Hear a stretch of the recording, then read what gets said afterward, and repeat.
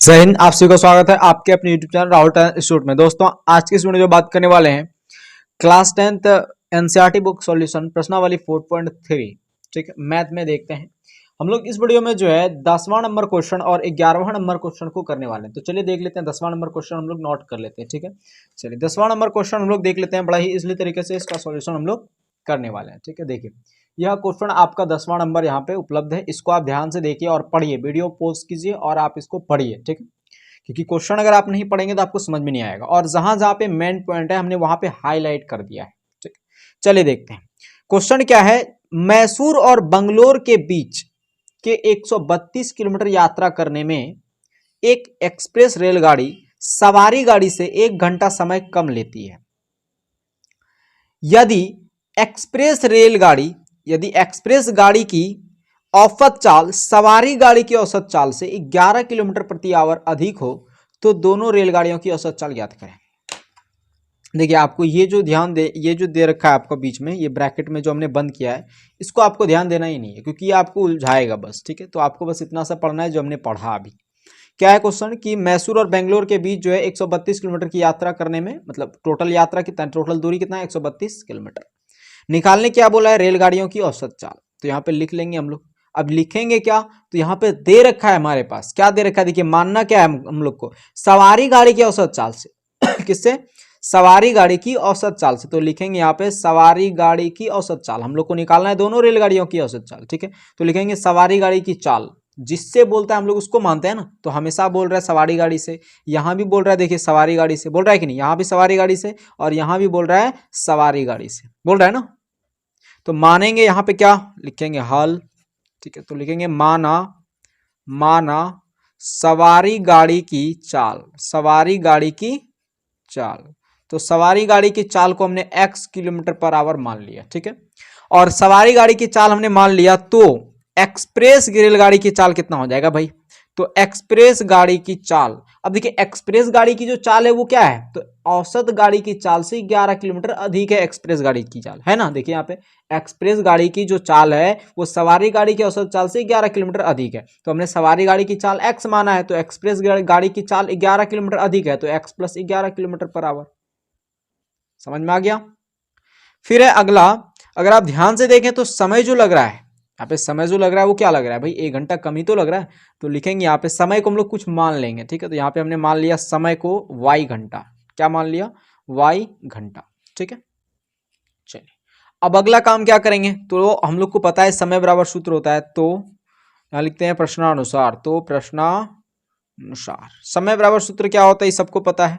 क्या होता है भाई समय बराबर दूरी बटे चाल। बस इसी सूत्र पे हम लोग को बैठा देना है। समय देखिए क्या है पहला कंडीशन में समय y है बराबर दूरी क्या है पहला कंडीशन में तो x है और चाल क्या है तो x + का 11। ये हमारे पास जो निकला ये क्या निकला समीकरण फर्स्ट, इसको नाम दे दीजिए। ठीक है अब दूसरा कंडीशन यहां पे लेते हैं शर्त 2, ये शर्त 1 हो गया। अब देखिए शर्त 2 को ध्यान से आप क्वेश्चन पढ़िएगा क्या क्या हम लिखेंगे। तो समय यहाँ पे भी वही समय बराबर निकालेंगे तो समय बराबर यहाँ पे भी हो जाएगा दूरी बटे चाल। लेकिन सेकेंड कंडीशन में क्या बोला है कि जो चाल लग रहा है ये जो समय लग रहा है वो क्या लग रहा है। अगर आप ध्यान से देखें तो दूसरी कंडीशन में बोल रहा है समय जो है वो सवारी गाड़ी से 1 घंटा कम लग रहा है कि नहीं भाई। एक्सप्रेस गाड़ी की जो समय है वो क्या है सवारी गाड़ी के समय से 1 घंटा कम है तो यानी y है सवारी गाड़ी की चाल सवारी गाड़ी का समय। तो एक्सप्रेस गाड़ी का समय क्या हो जाएगा देखिए एक्सप्रेस रेलगाड़ी सवारी गाड़ी से 1 घंटा कम समय लेती है तो y यहाँ पे है और y में 1 घटा देंगे बराबर x, यानी दूरी तो सेम है x बटे। अब देखिए दूरी कितना है भाई तो ये दूरी जो है हमारे पास निकल के रखा है यानी टोटल दूरी है 360 किलोमीटर। तो ये लिखना पड़ेगा आपको 360, यहाँ पे मिस कर दिए 360 लिखना है आपको। ठीक है यहाँ पे भी आपको 360 लिखना है। समझ में आ गया क्योंकि ये दे रखा है ना। बटे देखिए चाल हमारे पास क्या है भाई, ये देखिए ये पहला कंडीशन था चाल हमारे पास है ना, ये पहला कंडीशन था तो चाल हमको यहाँ पे क्या लिखना है x ही लिखना है। चाल क्या लिखना है x चाल लिखना है भाई। ठीक है तो इतना आपको समझ में आ गया होगा कि यहाँ पे हम लोग को क्या लिखना है x, क्योंकि हम लोग सवारी गाड़ी को यहाँ निकाल के रखें। दूसरा शर्त में है यहाँ पे लिखेंगे ये 11 किलोमीटर अधिक है। ठीक है 1 घंटा कम समय लेता है लेकिन 11 किलोमीटर अधिक समय चल रहा है यानी अधिक चाल है इसका। समझ में आ गया होगा। तो इसको हम लोग क्या कर लिए, समीकरण सेकंड का नाम दे दिए। अब क्या करेंगे, तो समीकरण सेकंड में फर्स्ट को घटा देंगे। तो इसमें देखिए y-1 में y घटेगा तो माइनस का 1 बचेगा, बराबर देखिए अब 360 बटे का x प्लस का 11 और माइनस 360 बटे x, इसको घटाएंगे अब, ठीक है। तो अब इसका सॉल्यूशन आगे करते जाएंगे, इसलिए तरीके से निकल जाएगा हम लोग का आंसर। माइनस का 1 बराबर देखिए x प्लस का 1 है कि भाई 11 है ना, 11 x प्लस का 11 है, 11 इंटू एक्स। अब देखिए एक्स प्लस 11 से x प्लस 11 कटा तो x गुणा 360 तो 360x, माइनस x से x कटा ये गुणा करेंगे 360 गुना x तो 360x, ब्रैकेट के अंदर रखेंगे, प्लस हो गया 11 गुना इतना करेंगे तो 11 गुना इतना करेंगे कितना हो जाएगा, 11 गुना 0 0, अगर 6 के 66 बचा 6, 11 था 33, 33 6 कितना हो जाएगा, 33 6 39 है ना, 33 6 39, 6 3 9 3 है ना, 33 6 39 हो गया हमारे पास, ठीक है। देखिए अगला क्या काम करेंगे, तो माइनस का 1 है, माइनस का 1 लिखिए। अब 360 है, लिखिए 360x, माइनस देखिए 360x हो जाएगा, माइनस प्लस माइनस का 39 60। अब देखिए यहाँ ये माइनस का 360, ये प्लस का 360 कट गया, बटे में क्या हमारे पास x गुना x तो x स्क्वायर प्लस 11x, कितना समझ में आ गया होगा। अब देखिए माइनस और ये माइनस खत्म हो गया, तो 39 60 बचा ना यहाँ पे 39 60, ठीक है। अब क्या करेंगे, इसका कोणा कोणी गुणा कर देंगे, यहाँ भी एक है तो इसका गुणा इसके साथ, कोणा कोणी गुणा तो एक्स स्क्वायर प्लस का 11x और बराबर हो गया 39 60, 39 60। तो एक्स स्क्वायर प्लस का 11x और माइनस का 39 60 आ जाएगा इधर बराबर का 0, ठीक है। ये हमारे पास निकल के आ गया द्विघात समीकरण, ठीक है। देखिए द्विघात समीकरण यहाँ से निकल के आ गया, अब इसका क्या करेंगे हम लोग, सॉल्यूशन निकालेंगे। अब द्विघात समीकरण का सॉल्यूशन निकालने तो आप जानते ही होंगे, ठीक है। तो द्विघात समीकरण का सॉल्यूशन कैसे निकालते हैं भाई, इसलिए तरीके से आपको इसका गुणा इसके साथ करना है और घटाने पर कितना आए 11 आए, घटाने पर कितना आए 11 आए और गुणा करें तो 39 60 आए। तो भाई देख लेते हैं, नहीं निकालने जानते हैं तो क्या करना है, तो देखिए 39 60 है ना, इसको अगर आप एलसीएम लेना, घटाने पर 11 आना चाहिए और गुणा करने पर 39 60 आना चाहिए, तो 44 और 33 ले लीजिए आप कहेंगे ये कैसे निकाल दिए भाई, तो आपको ये एक्सपीरियंस से आ जाएगा जब आप बनाएंगे ना। ये ऐसा चीज है मैथ कि आपको जब तक आप प्रैक्टिस नहीं करेंगे क्वेश्चन को तब तक आपको ये आएगा ही नहीं आइडिया, ठीक है। तो 44 33 में घटाएंगे, 44 में 33 घटाएंगे तो 11 आएगा, लेकिन जब गुणा करेंगे तो इतना आएगा, ठीक है। तो यहाँ पे लिखते हैं एक्स स्क्वायर प्लस का 44x और माइनस का 33x, क्यों भाई, क्योंकि प्लस माइनस माइनस, तो 44x में 33x घटेगा तो 11x और प्लस का हो गया यहाँ पे माइनस का 3960 बराबर 0। अब देखिए कॉमन दे रहा है इसमें, x का कॉमन दे रहा है भाई, तो x का कॉमन दिया बचा x प्लस का 44 बच गया हमारे पास, इसको उठा करके इसके सामने रख दीजिए, ठीक है। अब देखिए x यहाँ पे है तो माइनस का 33 लिखिए, क्योंकि माइनस का 33 गुना इतना करेंगे तो हो जाएगा इजली तरीके से। तो x माइनस का 33 बराबर 0, क्योंकि ये x और ये माइनस 33 बराबर 0। अब ये दोनों देखिए सेम है तो इसमें से किसी एक को लिख लीजिए आप, ठीक है, बराबर 0। x बराबर क्या हो जाएगा हमारे पास, तो प्लस का 33 और यहाँ पे x बराबर माइनस का 44। अब देखिए x जो हमने माना था, क्या माना था, चाल माना था, ये जो सवारी गाड़ी की चाल थी हमने इसको क्या माना था, एक्स माना था, ठीक है। तो यहाँ पे लिखेंगे कि सवारी गाड़ी की चाल, अब देखिए चाल जो है वो कभी भी ऋणात्मक नहीं होता है, तो यहाँ पे लिखेंगे अतः चाल ऋणात्मक नहीं होता है, ऋणात्मक नहीं होता है, चाल ऋणात्मक नहीं होता है, इसलिए सवारी गाड़ी की चाल यानी x बराबर हो जाएगा हमारे पास 33 किलोमीटर पर आवर। और एक्सप्रेस गाड़ी की कितना हो जाएगा भाई, एक्सप्रेस गाड़ी की चाल यानी हमने उसको क्या देखा था, x प्लस का 11, तो x है 33 और प्लस का 11 यानी कि हो गया हमारे पास क्या, तो हमारे पास हो गया 44 किलोमीटर पर आवर। ये हमारे पास आंसर निकल के आ गया। उम्मीद करता हूँ आप इसको इजली तरीके से समझ गए होंगे, ठीक है। तो दोस्तों अब हम लोग जो है अगला क्वेश्चन देख लेते हैं। 10 नंबर तो हम लोग बना लिए इजली तरीके से, अब 11 नंबर क्वेश्चन देख लेते हैं। लास्ट क्वेश्चन है ये आपका, बहुत इंपॉर्टेंट क्वेश्चन है, ठीक है। चलिए देखिए, आपके एग्जाम में कई बार ये क्वेश्चन बन चुका है, तो आप ध्यान से देखिए इस क्वेश्चन को कैसे बनेगा।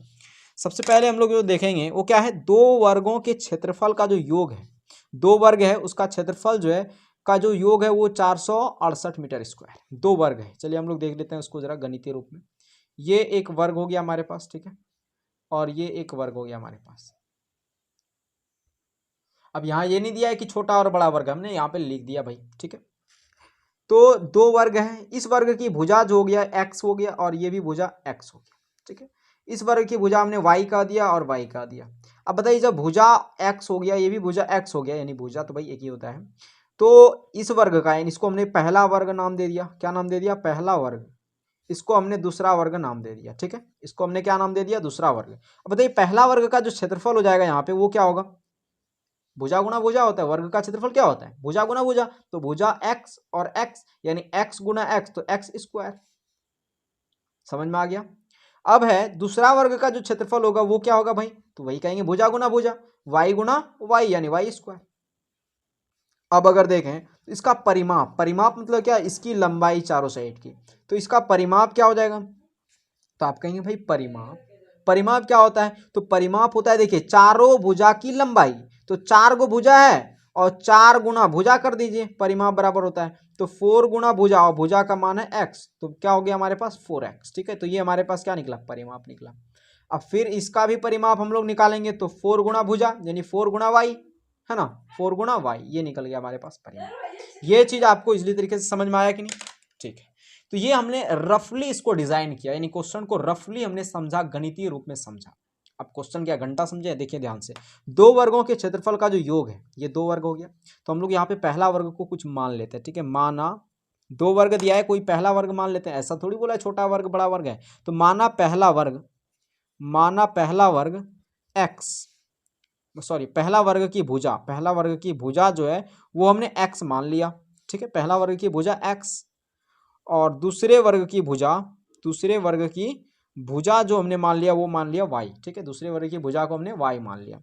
अब दो वर्गों का जो क्षेत्रफल है उसका जो योग है, तो देखिए यहाँ पे जो हमने इस वर्ग का क्षेत्रफल और इस वर्ग का जो क्षेत्रफल निकाला, इसको जोड़ देंगे तो वो 468 मीटर स्क्वायर है। तो लिखेंगे प्रश्नानुसार, प्रश्नानुसार तो दो वर्ग के क्षेत्रफल का योग मतलब इसका क्षेत्रफल। अब यहाँ देखिए ये इस वर्ग का क्षेत्रफल यानी एक्स स्क्वायर और इस वर्ग का क्षेत्रफल यानी वाई स्क्वायर, इसका जो योग है वो है 468 मीटर स्क्वायर। ये हमारे पास हो गया कंडीशन 1, यानी समीकरण फर्स्ट निकल गया।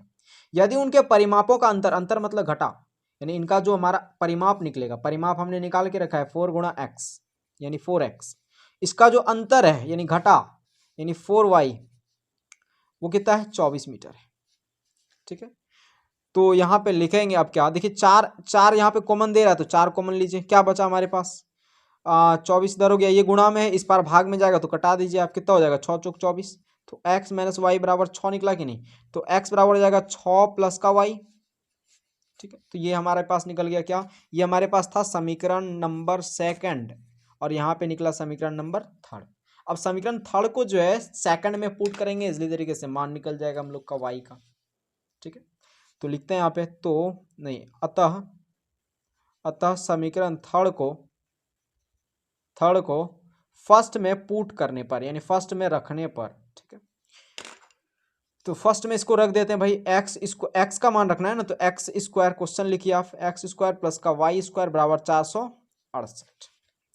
तो x के जगह पे इसको रखेंगे यानी 6 प्लस का y का स्क्वायर प्लस का y स्क्वायर बराबर 468।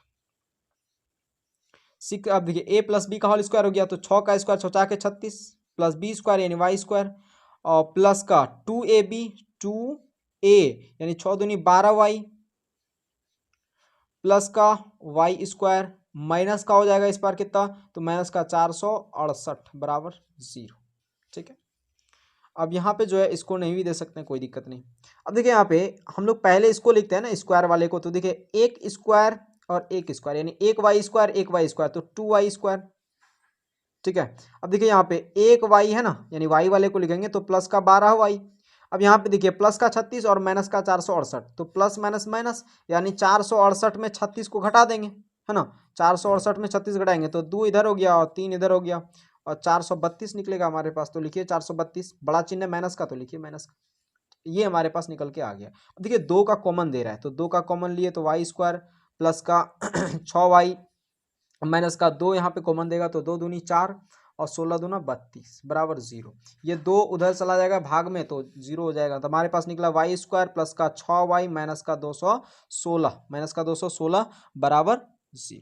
अब इसको भी गुणनखंड विधि से सॉल्व कर लेते हैं, है ना, इसको भी गुणनखंड विधि से सॉल्व करते हैं। तो क्या निकलेगा हमारे पास, देखिए वाई स्क्वायर, अब देखिए गुणा करने पर 216 और घटाने पर 6 आए, तो 16 12 और 18 देखिए है अब क्या हमारे पास, तो 12 और 18 को गुणा करेंगे तो 216 आएगा, और जब घटाएंगे तो 18 में 12 को तो 6 आएगा। तो लिखते हैं यहाँ पे, तो वाई स्क्वायर प्लस का 18y और माइनस का 12y, ठीक है, माइनस का 216 बराबर 0। वाई स्क्वायर प्लस का 18y माइनस का 12y, क्योंकि 18 में 12 घटेगा तो 6y, माइनस का 216। अब देखिए y यहाँ पे y कॉमन दे रहा है, तो y प्लस का 18, अब सेम उठा करके इसके सामने लिखिए प्लस का 18। अब देखिए y प्लस का 18 है ना भाई, तो यहाँ पे माइनस का 12 लिख दीजिए बराबर 0। अब ये y माइनस का 12 बराबर 0, ठीक है। अब यहाँ देखिए दोनों सेम है ना, तो एक टू लिख दिए उठा करके बराबर 0। y बराबर क्या हो जाएगा, माइनस का 12, तो इस पर आ जाएगा प्लस का 12। y बराबर क्या हो जाएगा, माइनस का 18। अब देखिए y जो है वो क्या था भाई, तो y था हमारे पास भुजा, है ना, भुजा। अब देखिए भुजा कोई भी ऋणात्मक नहीं होता है, तो यहाँ लिखेंगे अतः भुजा ऋणात्मक नहीं होता है, ऋणात्मक नहीं होता है। इसलिए हमारे पास दूसरे वर्ग की जो भुजा हो जाएगी, दूसरे वर्ग की भुजा क्या हो जाएगी, y। इसलिए दूसरे वर्ग की भुजा यानी y हमने माना था, y बराबर क्या हो गया हमारे पास 12 मीटर, ठीक है। ये हमारे पास एक आंसर निकला। अब कहेंगे भाई हमारे पास x भी तो निकालना है ना, पहले वर्ग का भी भुजा निकालना है हम लोग को, तो पहले वर्ग की भुजाएं ज्ञात करनी है, तो कैसे करेंगे, तो हम लोग देखिए तीसरा जो समीकरण निकाल के रखे हैं उसमें पुट कर देंगे y के मान को, ठीक है। तो लिखते हैं यहाँ पे समीकरण थर्ड में y रखने पर, ठीक है, y रखने पर। अब ये समीकरण थर्ड क्या है, x बराबर 6 प्लस वाई, तो x बराबर 6 प्लस का y, 6 प्लस वाई, वाई का मान क्या है 12, तो 12 6 हो गया 18, ये हमारे पास 18 मीटर आंसर आ गया x बराबर, ठीक है। समझ में आ गया होगा आपको इसी तरीके से। तो दोस्तों मिलते हैं हम लोग अगले वीडियो में, और उसमें जो है हम लोग कोई और चैप्टर के बारे में सॉल्यूशन करेंगे, तो आपका टोटल चैप्टर जो है कवर हो गया। और अगर आपने नहीं देखा 4.4 तो उसको भी हमने सॉल्यूशन करा दिया था, इसको हमने गैपिंग रखा था, ठीक है। तो मिलते हैं अगले वीडियो में, तब तक के लिए जय हिंद जय भारत।